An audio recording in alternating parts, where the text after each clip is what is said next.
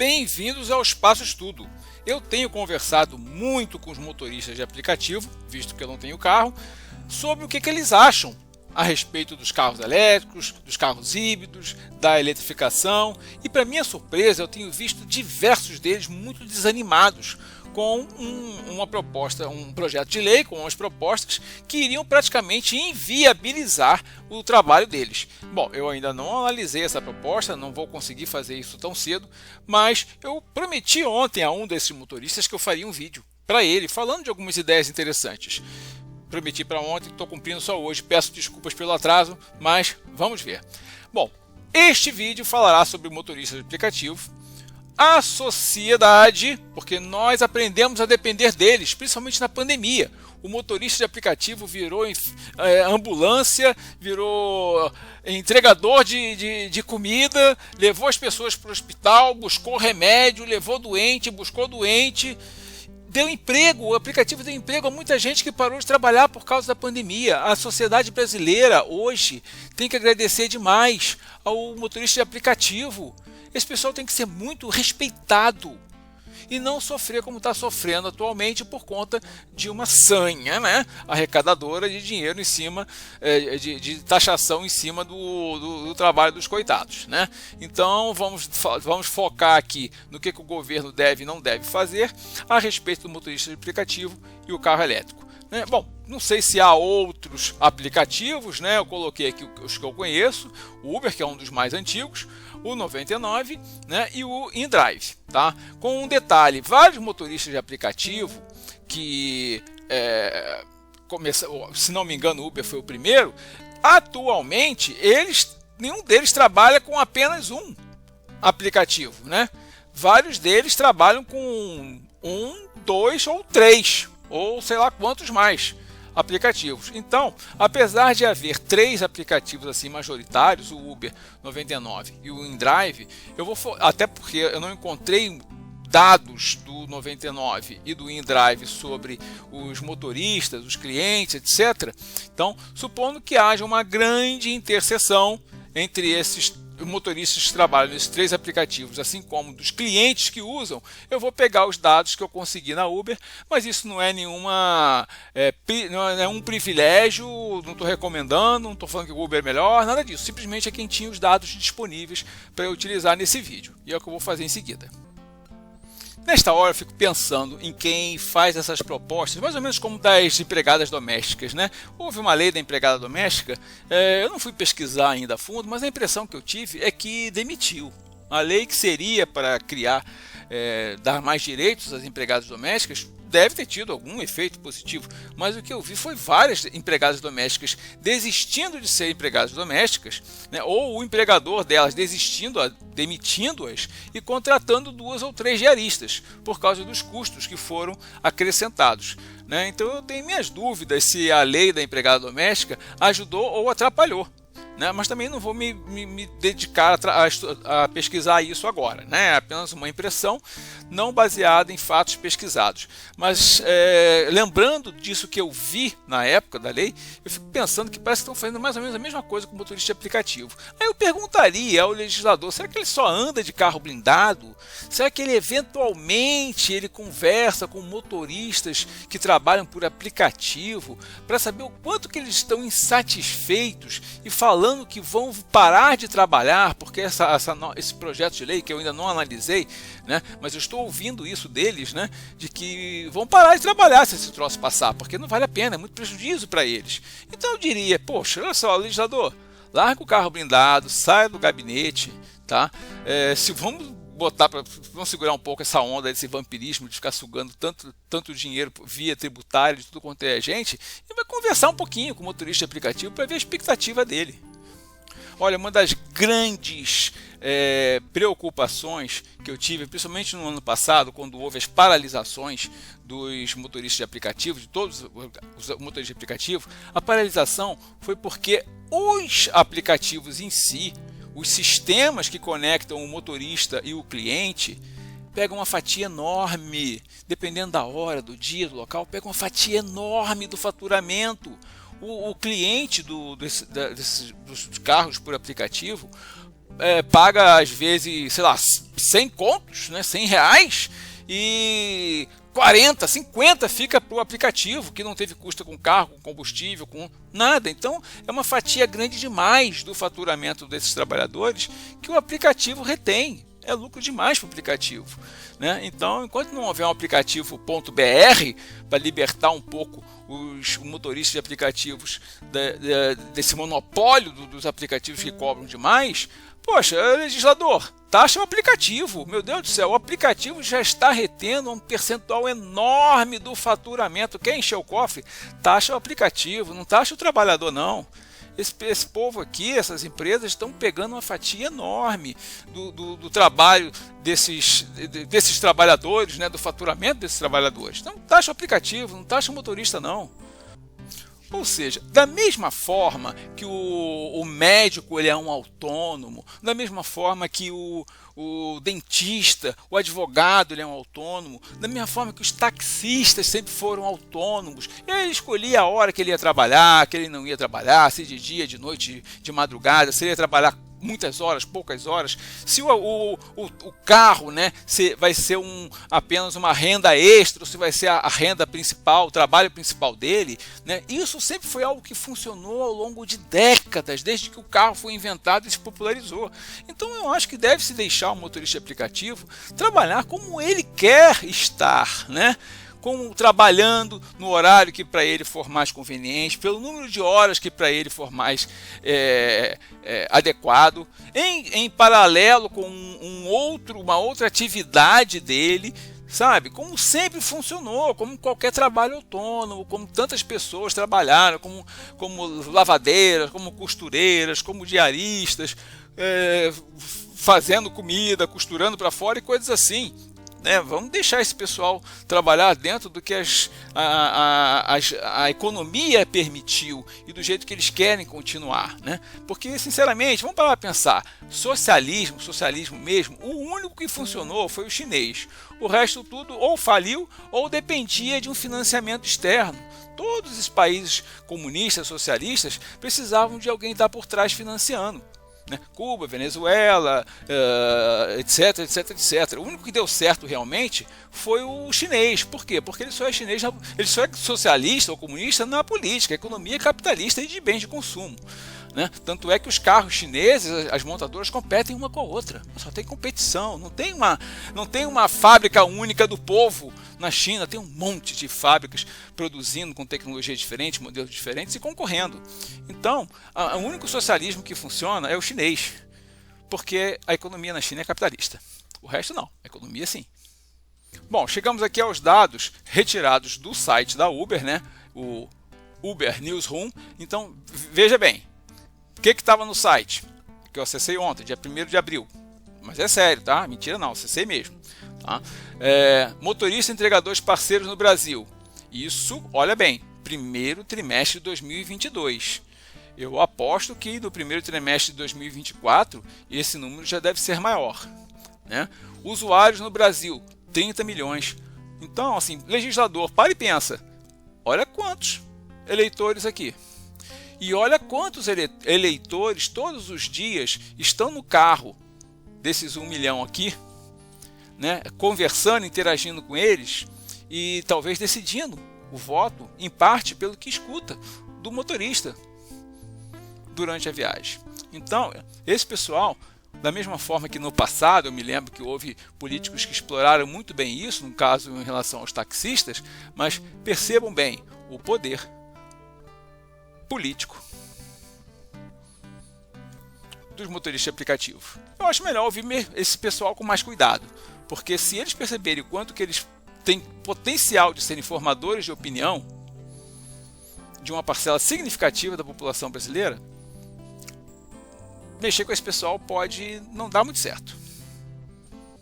Bom, atualmente, já há algumas semanas, todas as vezes que eu entro num carro de aplicativo, eu converso com o motorista. Eu pergunto quanto que ele roda por dia, né? E os valores, os números vão entre 200 e 300 km por dia, né? Só aqueles que têm mais de uma atividade que ficam perto de 150. por dia, né? Mas a média está assim, média informal, tá? Esse é bate-papo com um motorista, em 200 e 300. Praticamente todos eles moram em casa. E se não moram em casa, morar em apartamento, tem algum parente que mora em casa, né? E eu já vou explicar o porquê que eu estou destacando isso, que eles moram em casa. A casa deles tem cerca de 100 metros quadrados construídos e o terreno em torno de 300 metros quadrados. 260, 280, 340, de acordo com o tamanho do lote padrão lá de onde eles morarem. Gastos com combustível, né? Dependendo de quem usa álcool, quem usa gasolina, e também dependendo dessa quilometragem, eles gastam entre R$ 1.500 e R$ 3.000 por mês com combustível. Também é um dado muito relevante esse aqui, tá? E eles têm espaço para colocar 66 metros quadrados ou 25 placas de painéis solares, pelo menos, dados os tamanhos da casa e do terreno. Por que eu estou colocando isso? Porque eu fiz umas projeções de quanto seria necessário de painéis solares para um motorista de aplicativo carregar o seu carro à noite e depois rodar esses 300 km por dia, tá? Buscando os carros que têm preço abaixo de 150 mil. Atualmente eles estão na faixa de 120, 115, né? R$ 1.000, e que dariam essa autonomia com uma carga noturna. Tá? Ou seja, isso aqui seria, quem mora em casa é o cliente ideal para o carro elétrico, desde que ele associe o carro elétrico com o painel solar. Então esse é o melhor dos mundos para a eletrificação. É uma pessoa que mora numa casa e que pode colocar painéis solares para zerar, né? Para pagar R$ 0 pelo quilômetro rodado em carro elétrico. Tá? Então foi essa a primeira avaliação que eu fiz, o primeiro orçamento que eu peguei, o primeiro projetinho, né, o pré-projeto que eu solicitei, e o resultado que eu tive foi isso aqui de um fornecedor. 66 metros quadrados, 25 placas. Assim, o custo disso aqui seria cerca de 36 mil. Tá? Então, dependendo dos programas de governo, de financiamento, ou até mesmo com esse dinheiro aqui, ó, com esse dinheiro economizado em combustível, né, em um ano paga os painéis solares e daí para frente é só lucro. Olha que coisa bacana para o motorista de aplicativo. Mas não é só isso, há outras vantagens. Como um motorista particular roda até 50 km por dia, e vocês vão verificar isso, por exemplo, na autonomia dos carros híbridos. Um carro híbrido decente, né, ele tem uma autonomia de pelo menos uns 50 a 60 km para você poder rodar durante o dia, durante a semana, apenas no modo elétrico na cidade.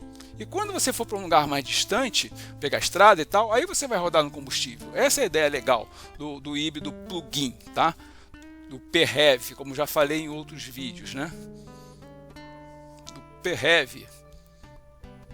Então, já que um motorista aplicativo roda até 300 e um particular roda até 50, um motorista aplicativo, em termos de quilômetro rodado, em termos de consumo de combustíveis, em termos de emissão de CO2, ele vale por 6 motoristas particulares, né? Como você que vai para o trabalho de carro, leva seu filho para a escola, depois segue para o trabalho, do trabalho você pega o menino, volta para casa e assim sucessivamente. Então, mantenha isso em mente, um motorista de aplicativo vale por 6 particulares dirigindo.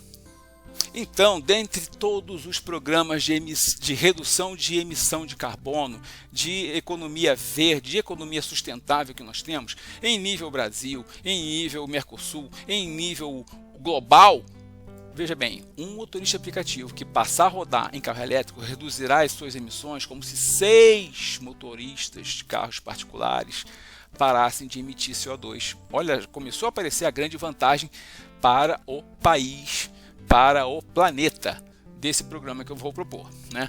Se há cerca de 1 milhão de motoristas trabalhando para o Uber, isso, e como eles rodam 6 vezes mais, seria como 6 milhões de motoristas a menos demandando álcool e gasolina. Regra básica de microeconomia, quando baixa a demanda, os preços caem. Então, com muito menos gente demandando álcool e gasolina, os preços dos combustíveis cairiam. E olha aqui o calo do governo, né? O calo que dói no pé do governo e de todos nós também, né? Se o preço dos combustíveis cai por queda de demanda, cai a inflação, né?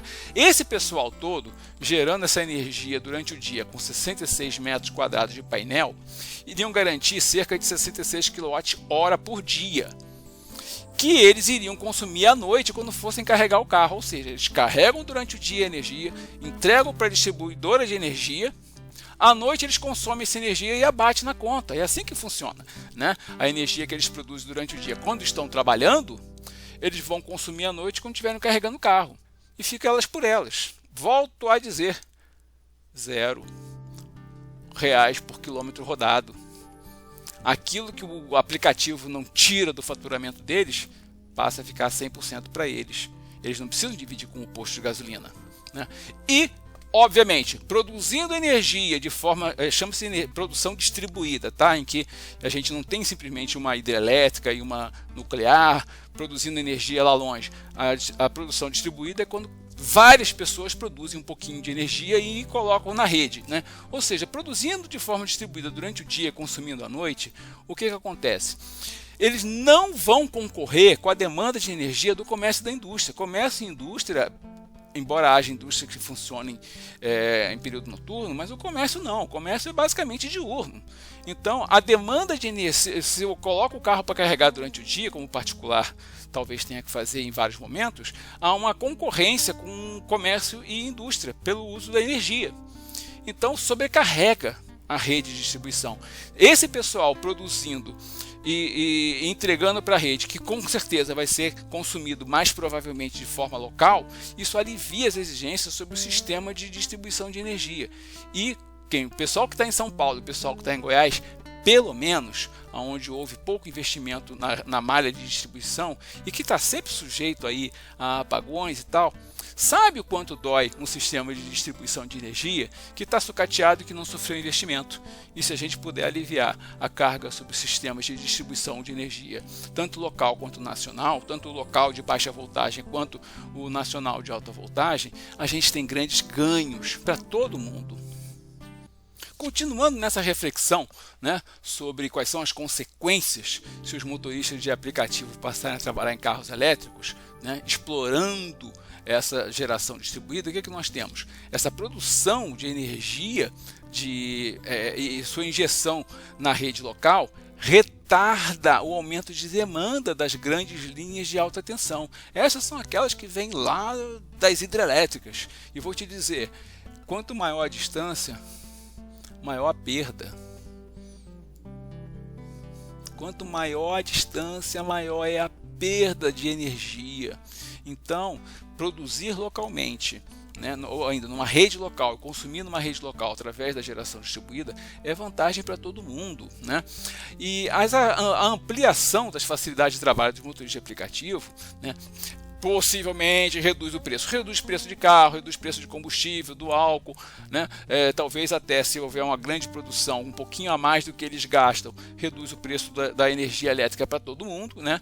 E retira carros particulares. Quando você abaixa os custos do motorista de aplicativo, se a gente não conseguir uma redução do preço do quilômetro rodado pelo motorista de aplicativo, mas pelo menos a gente retarda o aumento desse preço, porque a gente diminuiu o custo do motorista de aplicativo. Então, quando o andar de motorista através de um carro de aplicativo que te poupa de seguro, te poupa de manutenção do carro, te poupa de pagar estacionamento, etc, etc, etc, né, isso vai reduzir o número de veículos particulares nas ruas. Retirando carros particulares das ruas, a gente reduz o engarrafamento, melhora o trânsito em geral. Mais uma grande vantagem para todo mundo se a gente eletrificar os carros dos motoristas de aplicativo, né? E uma boa parte deles não usa gasolina, uma boa parte deles consome álcool no carro, né? Não é que o motorista ele usa álcool, né? Ele é um consumidor de álcool para pôr no carro, tá? Então o que acontece? O álcool, embora seja uma excelente opção tecnológica para um combustível sustentável, não existe almoço grátis, né? Ele desmata. Para plantar cana, a gente desmata. E obviamente que a cana também é sujeita a chuvas, né, a pragas. Então, se eu reduzo o consumo de álcool, eu reduzo a necessidade de desmatar para plantar cana. E se houver algum excedente de álcool, a gente exporta o álcool tanto para uso direto como combustível renovável, como uma hipótese que está sendo bastante colocada aí na mídia científica e tecnológica, que o álcool tem uma possibilidade de ser um insumo para a produção de hidrogênio verde. Olha que coisa bacana. Mais uma vez, só vantagem se a gente eletrificar o carro do motorista de aplicativo e parar de atrapalhar a vida do motorista de aplicativo. Então, o que eu diria? Nossa, o que seria um bom programa de governo? Aqui, ó, sugestão, programa de governo, tá? Sugestão para o governo, não apenas o atual, qualquer governo. O que vier daqui a 3 anos, o que vier mais tarde, para governos estrangeiros. Bom programa é bom para todo mundo. Um bom programa de governo é bom para qualquer governo. Então vamos lá. Financiar o carro elétrico montado no Brasil. Nós já temos uma montadora funcionando e mais 2 para funcionar este ano, começar a funcionar este ano, né? A GWM marcou, se não me engano, para maio o início da produção, da montagem aqui no Brasil, e a BYD, eu acho que ainda esse ano, eu não tenho uma data de memória de quando eles vão começar a produzir. Mas se eu crio esse programa de governo de financiamento do carro elétrico e amarro o que tem que ser montado no Brasil, eu obrigo a geração de empregos aqui, eu obrigo a transferência de tecnologia, a chegada de ferramental, a chegada de máquinas, entendeu? Ou seja, mas isso tem que ser para o motorista com espaço, seja dele, da família, de amigo, para instalar pelo menos 66 metros quadrados de painéis solares. Tá? Eu até colocaria um pouco mais por garantia, porque o seguro morreu de velho. Então, o motorista que se encaixasse nesse perfil, tá, de ter aonde instalar os painéis solares, ele deveria receber um financiamento para um carro elétrico montado no Brasil. Saliento, chama atenção mais uma vez, montado no Brasil, que gere emprego aqui, que traga tecnologia para cá, né? Financiar também o ponto de carregamento. Nós temos uma das maiores empresas do mundo na área de eletricidade, que é, por exemplo, a WEG, né? Que produz aí carregadores que são usados por diversas marcas. Financiar o ponto de carregamento, porque ele também não é barato, né? Fabricado no Brasil, mais uma vez, tá? E que seja trifásico. Olha só, carro elétrico, embora tenha um monte de construtoras, incorporadoras, tem um monte de gente aí oferecendo serviços de má qualidade, instalações de má qualidade. E o que eu digo má qualidade? Má qualidade é monofásico, bifásico e qualquer coisa abaixo de 7,4 kW de potência é má qualidade, tá? Então, boa qualidade é trifásico, 220 volts por fase. E lá no limite, vamos atopetar, leva lá no limite. O modo 3 de carregamento é limitado a 22 kW. Para o motorista de aplicativo, quanto mais potência ele tiver, até para ele botar 2 carros, o que ele trabalha e o da família, 22 kW de potência para o motorista de aplicativo com um wallbox, tá? O wallbox é o carregadorzinho de carro elétrico, né? Então, o wallbox com 2 tomadas. Vamos padronizar um troço de alto padrão. 22 kW de potência e 2 tomadas. Tá? Financiar a instalação dos painéis solares, que, como eu já mostrei, pelo menos um orçamento que eu encontrei, né, o primeiro foi de R$36 mil. O motorista de aplicativo consegue pagar isso aqui só no combustível que ele deixa de gastar. Mais uma vez, fabricados no Brasil, gerar emprego, trazer tecnologia, trazer maquinária, trazer ferramental. E não vamos ficar criando normas utópicas, né, que na utopia ajuda e na realidade prejudica, né, a quem alega proteger. Nós temos que deixar o pessoal trabalhar, né? Vamos ouvir as vozes dos trabalhadores e não reverberar dos cofres pouco cheios. Eu vou dizer porque que eu estou falando em 22 kW. Embora para o particular eu ache que 7,4 kW é um mínimo aceitável, como eu já falei em outros vídeos, para o motorista de aplicativo, a gente tem que colocar lá no limite do carro que vai estar sendo vendido hoje e do carro que vai ser vendido amanhã, né? Então vamos pensar em que o investimento dele seja útil por um longo prazo, que não seja investimento de curto prazo. Então eu peguei 2 montadoras, as 2 que estão trazendo fábricas e que pretendem começar a fabricar neste ano. Carros que estão na faixa, a última vez que eu vi, ambos estavam concorrendo na faixa de R$120 mil aproximadamente. Eles têm capacidade de bateria similar, aqui, ó, esse tem 63 kWh, esse tem 60,48 kWh. Detalhe, as tomadas deles são trifásicas, tá? Trifásico, tem muita gente fazendo instalação de carregador de wallbox monofásico, bifásico, construtora de renome, vendendo alto padrão, mas recomendando monofásico, bifásico. Tem tudo para dar errado essa porcaria, mas eles estão fazendo isso, né? E olha aqui, ó, carga lenta é 11, lenta é 11, rápida é isso aqui, mas você não vai ter isso em casa, só no eletroposto. Tá? Tempo de carregamento, ó, observa, de 15% a 100% são 85% de carga em 5 horas. Então vai chegar ali aos 100%, se necessário, em 6 horas. Esse aqui está colocando, ó, de 30 a 80, dá 50. Ó, 80 menos 30, 50. Então são 3 horas e meia para carregar metade da bateria. Ou seja, cerca de 7 horas para carregar tudo. Então vai estar tudo na faixa de 6 a 7 horas de carregamento se você tiver 11 kW. Por isso que o motorista aplicativo que vai deixar o carro carregando de noite para trabalhar de dia, ou vice-versa, ele não pode, ele tem que ter o carro carregado mais ou menos no tempo que ele precisa para dormir. Ele dorme, se recupera completamente do cansaço do trabalho e o carro se carrega completamente do trabalho do dia anterior. Então isso aqui tem que estar em paralelo. Então a gente tem que, ó, lenta é 11 kW, tá? Para o particular, lento pode ser 7,4 kW. Para o motorista de aplicativo, pelo amor de Deus, lento é 11, tá? Vamos fazer um negócio decente para não gerar depois insatisfações. Bom, então, para terminar, não se esqueçam do Círculo Virtuoso do YouTube, tá? Curtir o vídeo, inscrever-se no canal, notificações ativadas e compartilhar o vídeo para os seus amigos, conhecidos, etc. Detalhe, isso aqui, para bom entendedor, quem entender vai saber o que é, né? E defenda o que é certo, mesmo que isso signifique estar na contramão da galera aí. E agora, encerrando o vídeo, como eu sempre encerro meus vídeos, né, aqui eu coloco alguns links para playlists que eu tenho aqui no canal, né? E lembrando, a nossa bandeira, ela é sem partido, ela é de todos nós desde 19 de novembro de 1889. Muito obrigado, até o próximo vídeo.